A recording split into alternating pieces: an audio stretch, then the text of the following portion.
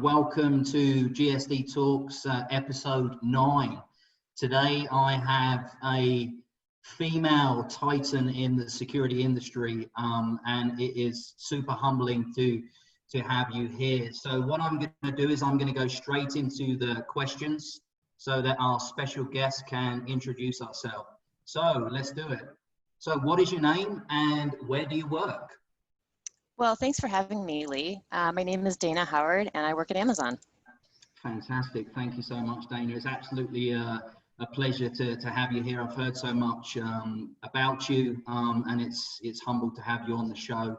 And I know that it's going to be great content for our audience. So moving on, what is your current title and role at Amazon? So I am the Director of Loss Prevention and Security for the Americas region here. For the Americas, so is that the whole of the Americas, so in all of Latin America and North America too? Yeah, so my scope is Canada, US, Mexico, and Brazil. Fantastic. May I ask you a personal question? Which is your favorite country that you get to cover? Ooh, I got to go to Brazil for the first time last year in São Paulo, and it was pretty amazing. Fantastic. Was it over the Carnival period? No, it was right before that, so I did not get to experience that. Well, that is a shame. Maybe you can schedule that for next time. That would be a cool event, right? Awesome. So, how long have you been in the security industry? Well, I've been in retail loss prevention for 15 years with Amazon, and prior to that, Charlotte Russe, which is a mall-based retailer. And then prior to that, I actually worked in corrections for 6 years out of college. So you've had a real kind of diverse career already. I'd like to think so, yeah. Yeah, that's awesome. So what would you say are the top 3 things you've had to overcome, to grow your career in the security industry? Kind of challenges, maybe some failures, a little bit of vulnerability to the audience, would be really cool to hear about. Well, I've definitely had quite a few failures in my career, but it's all about what you learn. So I think the top 3 things that I think about, I think I learned very early in my career to be comfortable being the only woman in a room. And I recognize that this is a challenging situation for many women, particularly in the security industry. And I learned this in corrections. So when I started in corrections, I was straight out of college. I had no experience, and I will never forget my first shift in the men's prison that I worked at. I was on nights, and I arrived, and the inmates were locked down, but at 6 a.m., 34 doors popped open, and about 90 male inmates came strolling out of their cells for breakfast, eyeing me from the top of my head to my shiny black boots.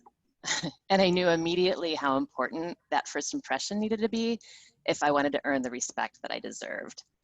So that job really, I think, was the beginning of giving me that courage to take a seat at the table in a meeting. Instead of sitting at a chair along the wall at the back of the room, actually sitting at the table in meetings. It's super important. So in retrospect, that experience enabled you to be a leader, right from the beginning, really. It sounds like it anyway.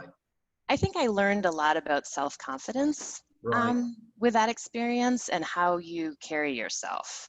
And that's really important, especially as a woman in a male-dominated industry. And not just any kind of male-dominated environment, an environment that must have been, quite fearsome, and quite scary at some time. So I'd imagine that you'd have to put on this mask or this face to tackle some of the challenges that you were going through every single day. Yeah, definitely. I definitely have some very interesting stories from those 6 years of my life. Oh, good for you. Good for you. And that must have been just amazing grounding to start with a job, like that in corrections. And I'd imagine that with the approach that you adopted, that you gained the respect from those male inmates straight away.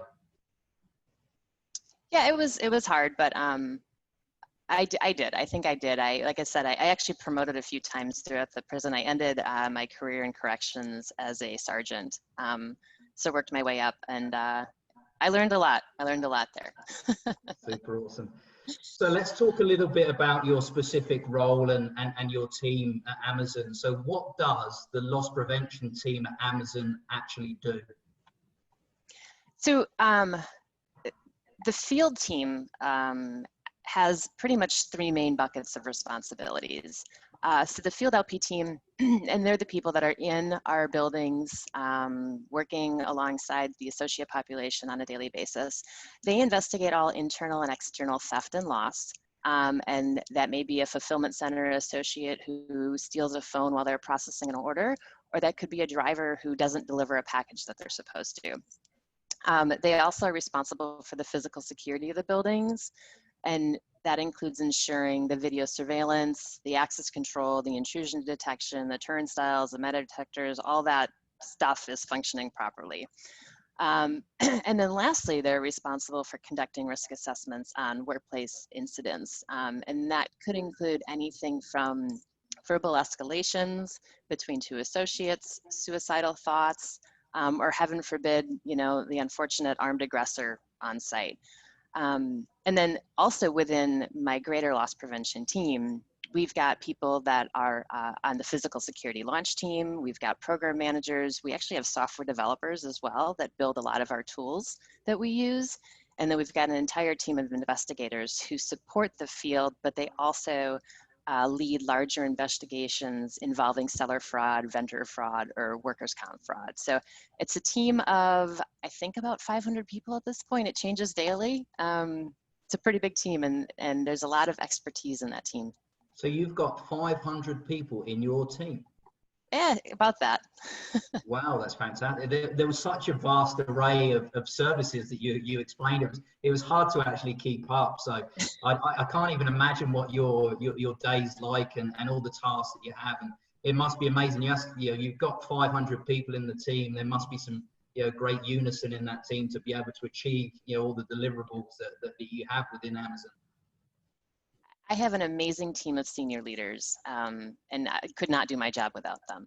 So that's awesome. That actually takes me on to the next question. I'd love to hear about the culture of loss prevention at Amazon. It's something that we always love to hear about, and culture is extremely important to all global enterprises and organizations, and especially our audience. They love to hear about that. So can you tell us a little bit more about that? Yeah, so I can compare it a little bit to traditional retail loss prevention, and I think the culture of loss prevention at Amazon, it really allows the team to be more creative and leverage skills that wouldn't normally be considered a commodity in this space. Because we're builders at Amazon and are driven by continuous improvement, there is always something new to figure out, and we're allowed and encouraged to experiment. So two-way doors are encouraged. We talked a little bit about failure earlier. Failure is accepted and expected.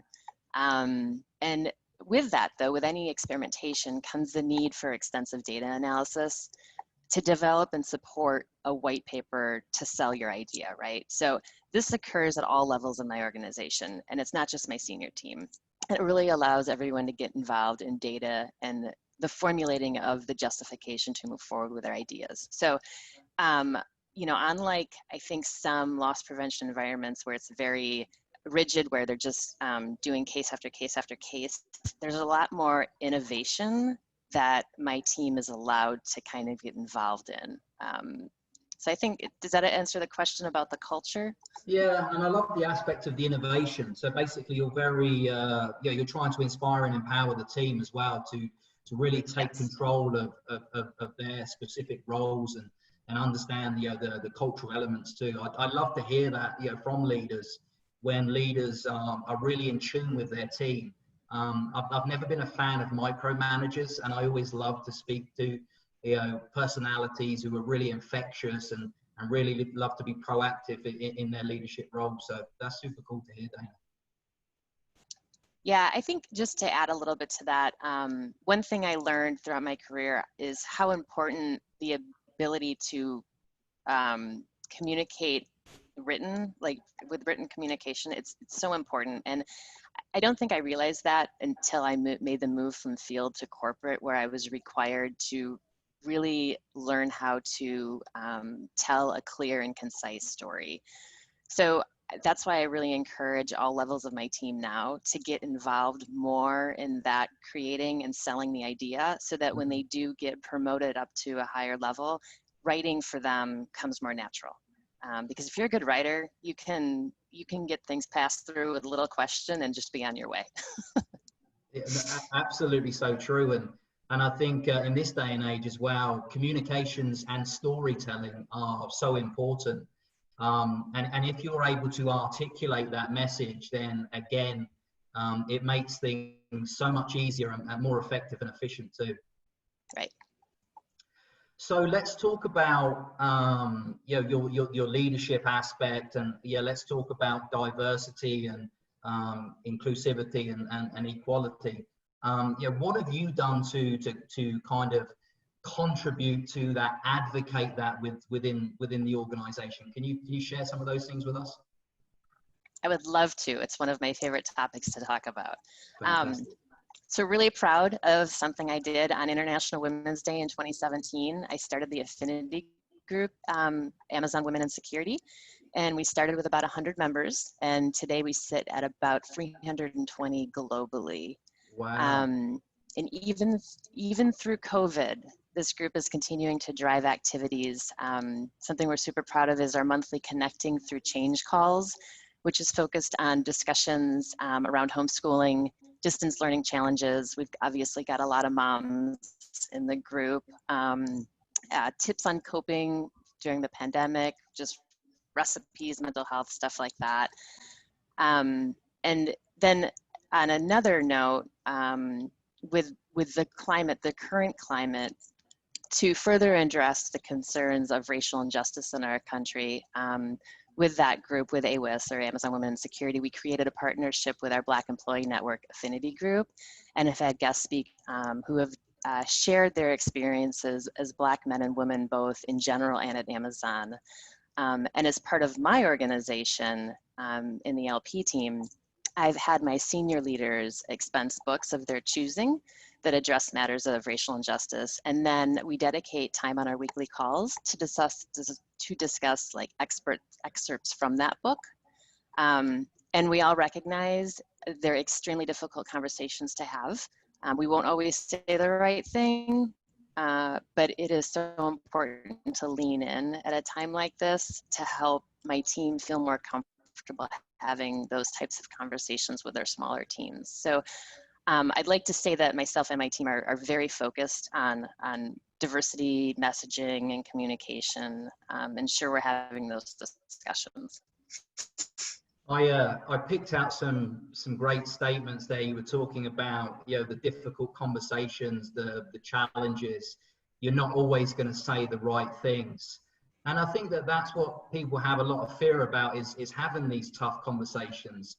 Yet we need to be talking about it, right? Because they are current challenges. And I'm loving the fact that you're not just talking about, you know, professional in the workplace. You're even including a lot of the social issues that are ongoing currently. And I think that that's extremely important, that you showcase that hearts and minds for every single person of your team and create that equality, because yeah, we're facing so much division in this day and age. So it's always wonderful for me to hear that the proactivity and the focus on these massive issues.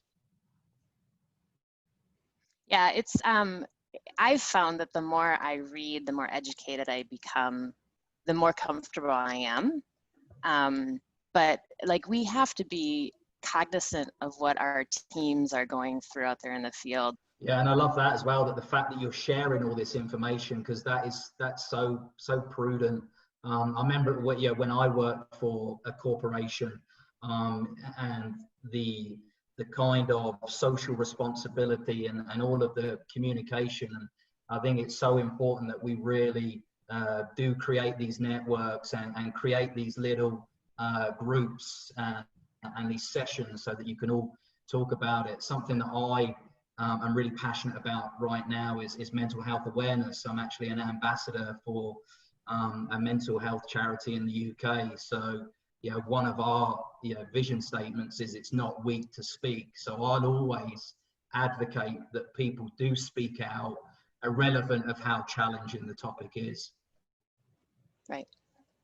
So let's move on to a little bit of career advice, and let's focus on young professionals and women in the security. So what kind of advice would you give to young professionals and women just starting out in the security industry?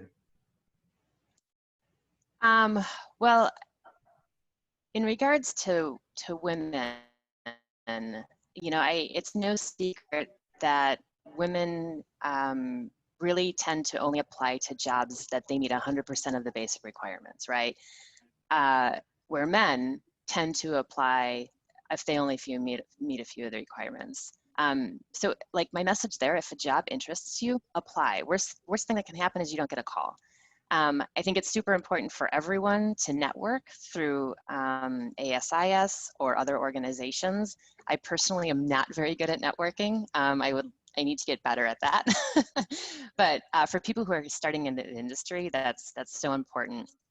And then also just understanding that your career is a marathon.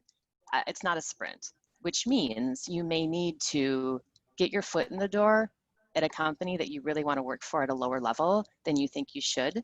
But if you're hired, you're likely to prove your worth very quickly and get promoted. That happened to me at both Charlotte Russe and Amazon, but I took the opportunity knowing that I could prove myself. And in both companies, I was able to get my first promotion in under 10 months. So just look at it as a long road ahead and not something that you need to, get to your ultimate career goal within the first year of your employment. Awesome tips there and some great nuggets of wisdom. It sounds like you personally, you've definitely taken the bull by the horns and really gone for it in your career specifically, right?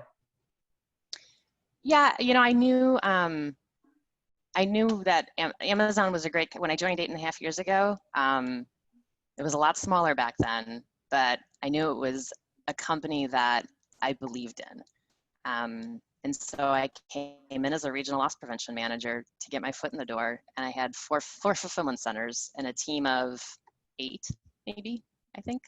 So it's always just forward looking, like, where do you want to be? Just put the time in. Yeah. Love it. So you brushed over promotion a little bit. So that's actually takes me on to the next question. So what do you actually see as barriers to career progression for newcomers? Can you share a few tips or thoughts on that? I think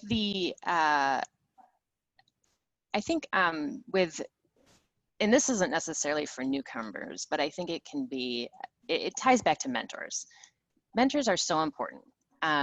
Whether you're a newcomer or you've been in the industry for 20 years, as you progress through your career, your mentoring needs will change. So it's important to self-reflect on an annual basis on what your growth opportunities are, and if the mentor you have is the right person to help you through those specific opportunities. I see people a lot of times just identify someone in their industry that is a more senior than them and picks them as a mentor. But they're not asking, like, why do I need a mentor? What gaps am I trying to close? And what specific value is this mentor going to bring to me? And I think that will create barriers for people if they're not regularly assessing themselves and what their real opportunities are and who they're reaching out to help them bridge those gaps. So speaking about mentors, would you advise to have multiple mentors as well? And maybe, as you said, look outside of the industry for those mentors? Yes, definitely. And it really, most companies do some sort of, annual review process. So I know with mine, I'll take a look at my annual review and I'll look at some of my opportunities that either my peers or my manager have called out for me. And I'll kind of sift through those and figure out, okay, who in the company, regardless, typically my mentors are not in the security space. I've had mentors in HR before, but I like to look outside and really tailor that mentoring need around what my growth opportunity is. Yeah, so I'm 43 now, and I still have a mentor, and I think that that's something that we need to impress upon the younger members of the audience, is that you'll always have a mentor. You'll always have that person that you need to seek advice from. And you know, and I'm happy to share this with the audience, that I even speak to younger members of my team and ask them for certain advisory aspects on a decision that I'm going to make for the company. And I think that's important, right? You know, we must, again, ask those big questions, especially when my decision is going to affect their future potentially. Right. So let's move on to the last question. It's sad for me that it's the last question, because I'd love this to go on forever. What is one piece of advice that you can give for women in security trying to get promotion in a large corporation in 2020? 4 words: be bold, take risks.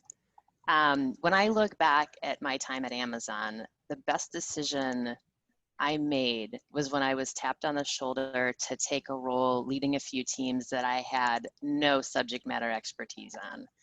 It was extremely scary and a very vulnerable experience, but by taking that risk, I became very comfortable with a new style of leadership. Whereas in my old role, I had been the expert, I had had all the answers. In my new role, and this ties back to what you were just talking about, but in my new role, I had to hire people smarter than me to help me make informed decisions. I think people sometimes have tunnel vision when they think of promotions for themselves, and they really only look in one direction, where there is likely a variety of paths to promotion for an individual. The path that I just mentioned was not the obvious path for me, but I took a risk. I think it's also really important to be honest with yourself about why you want a promotion. So are you an individual contributor that wants to lead people? Do you want a bigger span of control? Do you just want more money or a better title? For me, it's typically been about the ability to learn more through a new span of control or an increased span of control. So I found that progressive companies promote leaders who demonstrate proficiency in leading in accordance to their company philosophies, not necessarily about how much the person knows about something. So at Amazon, we measure people against the 14 leadership principles. Feel free to Google it, it's public knowledge. So I guess my advice is look outside your comfort zone. You know, what leadership qualities can you bring to a team that may or may not be your obvious path to your quote unquote promotion?